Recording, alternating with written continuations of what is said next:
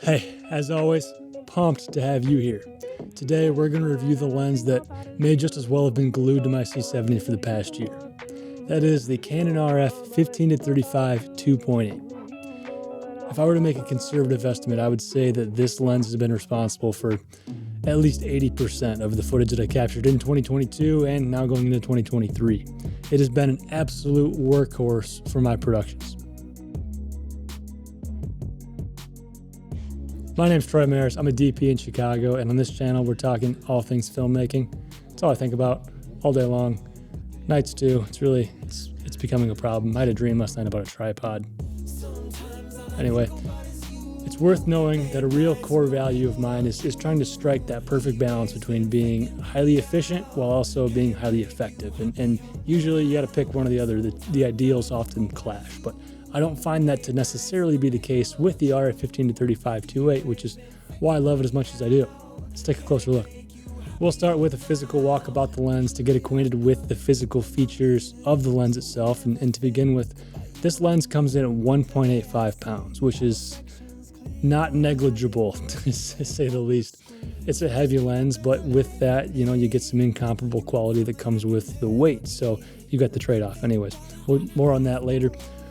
On the back of the lens, you're going to find Canon's RF mount. This is their flagship, their newest mount that they're putting on the back of their new lenses, and it's the mount that their new cameras have in 2023 and moving. Here, off to the side, you're going to find two switches. You have the autofocus manual focus switch, and you also have the image stabilization switch. Towards the rear of the lens, you're going to find the zoom ring. It's got a relatively stiff rotation and a pretty short throw, but it does its job, so it works just fine. In front of that zoom ring, you've got the focus ring, and this is a focus-by-wire system, which means it doesn't have any mechanical components to it. It's all electronic, and pros and cons to that.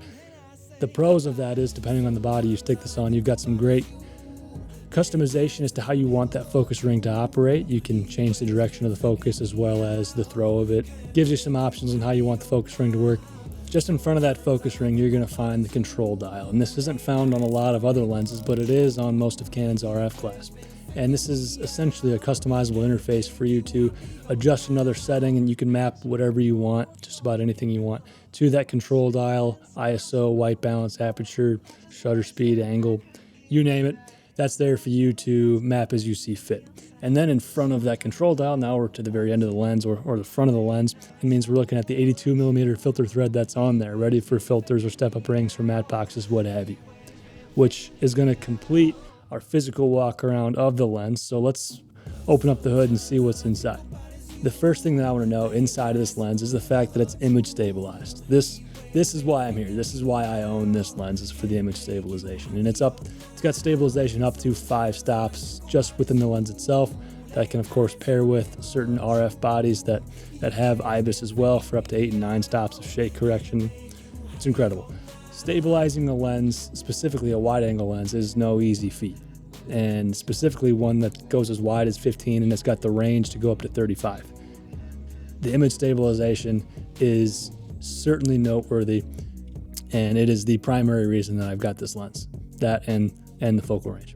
Let's go deeper into the lens still. We're going to find 16 lens elements, 3 of which are spherical, which is going to help with corner-to-corner sharpness, 2 of which are UD elements, which is going to help combat chromatic aberration. Then we're going to find that top-notch quality Canon L series weather sealing throughout the lens.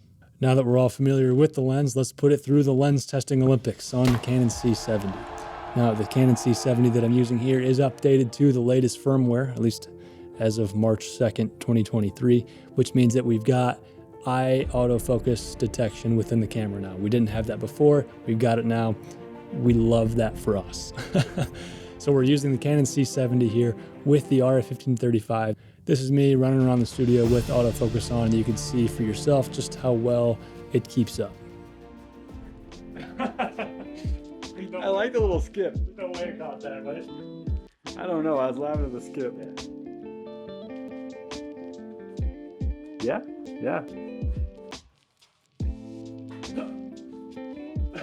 Stop playing with the dogs.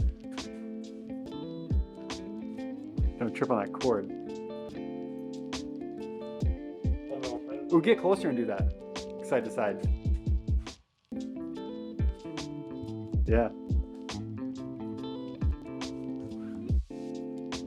With the new RF glass, we're often comparing it to the EF counterpart. We've got to decide which one do we want to use on our camera body. Is it worth the extra price? How different are they really? And in a lot of ways, they're very similar.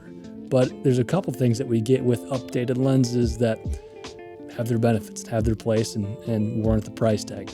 One of those is going to be the autofocus performance and the way that it goes about focusing. Now, we've got a Nano USM motor in here, and the biggest thing for me is that it's much quieter. If you're using any type of on-camera mic, some of the older EF glass, it focuses really pretty loudly, that you can audibly pick it up on your shotgun mic that's on your camera. And that can be a real annoyance, a real disturbance, and sometimes ruining footage. So having the quiet and fast autofocus of the RF glass, well, it's a real step up in comparison, and you're seeing how well it works here. Our next lens trial is going to be image stabilization. Now, the C70 does not have any in-body image stabilization. It does offer some digital stabilization, which I have turned off, so that way any stabilization that you guys are seeing here in these tests are done strictly by the lens itself. In my opening bit, I said I may as well glue the 15-35 to my C70 because I use it that much. So the question is why? Well, let's break it down. Let's go through the pros and cons of that. Now, the first pro of the 15-35 on the C70 has got to be the versatile field of view. Now, the C70 is a Super 35 sensor, which means that without any type of speed booster, we're getting, in comparison to full frame, roughly a 1.5, 1.6 times crop on the focal length. So 15 millimeters becomes something closer to 20 to 23-ish. Someone do the math for me. You know what? I'll do the math. That is what the equivalent field of view is for 15. And then for 35 millimeters, that ends up being closer to that, right? So 15-35 on a full frame lens is really pretty wide angle stuff. On the C70, however, this being my effective field of view makes this much closer to something like a 24-70, which is, often touted as one of the most versatile lenses out there. So it's that versatility that really makes this a great lens to pair with the C70. The next reason I like this lens so much on the C70 is for the image stabilization. Now, I mentioned earlier that the C70 doesn't have any in-body image stabilization. I'm one that likes to go without a gimbal whenever I can. I actually sold my gimbal. I no longer own one, which is the first time in a while, because I prefer to shoot handheld and because I know what I can get out of this lens in doing so. So the fact that this does offer me 5 stops of image stabilization, even though my C70, which I love, doesn't have IBIS, I'm able to get away with not having a gimbal. I actually just shot a real estate job recently where I didn't use a gimbal, used this camera and pulled it off. It's not the ideal situation, but it's what I had with me at the time. So yeah, it worked. Image stabilization, it's a real pro of this lens camera body comparison. We looked at the autofocus performance of it. Performs great with the C70. I do find that native mount cameras, and being a native RF mount camera is another pro, I do find that native glass tends to perform a little bit better from an autofocus perspective. They communicate natively as opposed to some type of adapter, some middleman. Native stuff tends to communicate best with the lens and perform better from an autofocus perspective. Not a blanket statement. A lot of third-party stuff, a lot of EF stuff works really well. It's hard to really. Don't come at me for this, but I do find that native glass tends to perform better from an autofocus perspective, and I'll leave it at that. The next aspect of this is the fact that it's sharp and clean. The C70 is kind of known for being a little bit softer on the sharpness side of things. It tends to be a little bit soft, and some people call that a little bit more cinematic. But having a nice sharp lens paired with the softening that we get from the C70 gives us a nice kind of middle ground if that's what you're after, and it's also very clean. It's not introducing weird color shifts or bad chromatic aberration. It flares nicely. It's just very neutral, which is which is great from a image capture perspective. And then you can add your flare, your color shifts in post if that's what you want to do. If you're looking to capture a clean neutral image out of the camera, this is great for that. So we've got our pros for the 15-35 with the C70. I'm going to put this next one in the middle because I'm not really sure if it's pro or a con. It's kind of living in no man's land, and that's the max aperture of 2.8. Now on a full frame camera, I think that's great. You get some good depth of field, some good light capture. Truthfully, I find that on the C70 being Super 35, you're getting a wider depth of field just because you have a smaller sensor, and it can be a little dark in some situations, and you got to boost the ISO in camera or crank up your lights and bring bigger, better lights.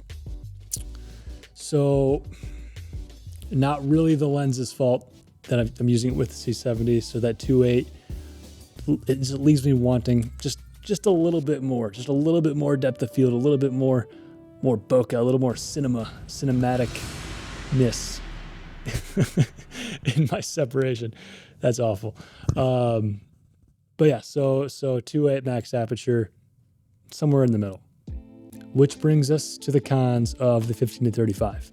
And the first one, and probably the biggest one, is the limited versatility on other cameras.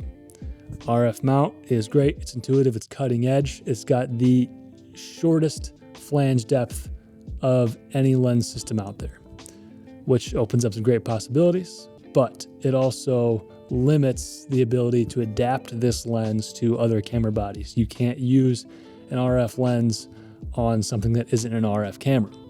And this is a relatively new thought of mine. If you remember, I put a video out about EF versus RF glass and why I chose RF, and I loved the future for the RF glass, and I still do. I still really do. But in the comments, I was talking to a couple of you guys, and you guys brought up some really good points. One of them being the versatility of this glass. And I gotta say, I've been thinking about that for quite some time. I don't know where I land on it yet, but I do think that's a noteworthy con of investing in RF glass is the limited versatility. Should you want to use a different type of camera, should you want to whatever, not use Canon RF bodies anymore, then your glass has to go to. You don't get much versatility out of it, and that is a con, and there will be more to come from me based on this new idea, this new notion. So thanks for commenting, guys. But for the meantime, this lens does remain glued to my C70 and probably will for the foreseeable future. I'd have a hard time doing my job without it. Let's move this conversation down to the comments below so it's a little bit less one-sided. Check out this video here to see how I use the 15-35 in my everyday Canon C70 rig, and I guess that's it. So I will see you in the next vid.